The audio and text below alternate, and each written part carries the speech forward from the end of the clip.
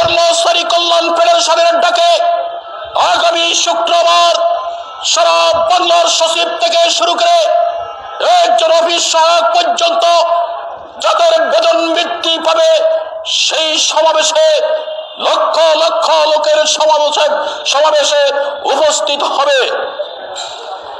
আপনাদের দোরগোড়ায় প্রাথমিক শিক্ষা অধিদপ্তরের যারা আজকে পাখি দিয়েছেন, আপনাদের শাসা দপ্তরে বসে আছেন, অপরাধের সাথে সম্পৃক্ত, আমরা আগামী শুক্রবার গাড়িতে আমরা সেখানে হাজিরা নিশ্চিত করব। কারা আসছেন কারা আসেন নাই আমরা সেটা নিশ্চিত করব ইনশাআল্লাহ। আপনাদেরকে আরো সুন্দরভাবে পরিষ্কার করব অনুপস্থিতি আপনাদের। কি ঠিক নাকি?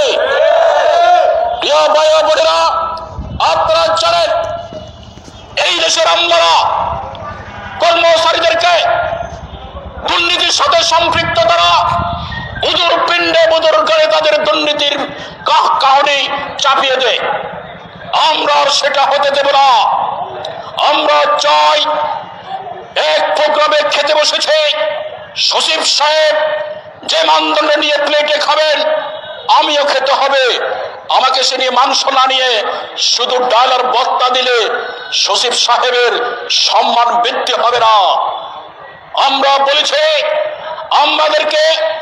আমাদেরকে যদি শুধু ডাল ভাত দিয়ে খেতে হয়, ভর্তা ডাল আর একটু ভাত, এক বেলা যদি 50 টাকা হয় এক বেলার দাম, 3 বেলা 150 টাকা। আর আমার পরিবারের সদস্য আছে 6 জন, 6 ইন্টু 150 দেখা যায় খাওয়াতে আমাদের মাসে চলে যায় 27,000 টাকা।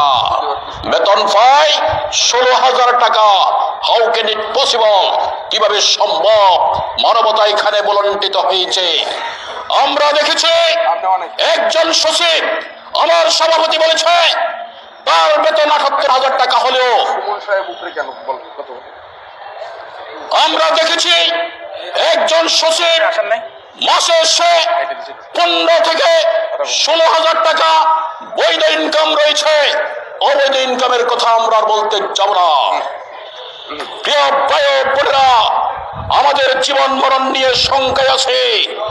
আমরা আগামী শুক্রবার স্বতঃস্ফূর্তভাবে বোনেরা দুলাভাইদেরকে নিয়ে, ভাইয়েরা ভাবিদেরকে নিয়ে, সন্তানদেরকে নিয়ে যেভাবে জুলাই বিপ্লব সম্ভব হয়েছিল, যেভাবে 36 জুলাই বিপ্লব ঘটেছিল, সেই ধরনের পে কমিশনের বিপ্লব আগামী শুক্রবার হয়ে যাবে।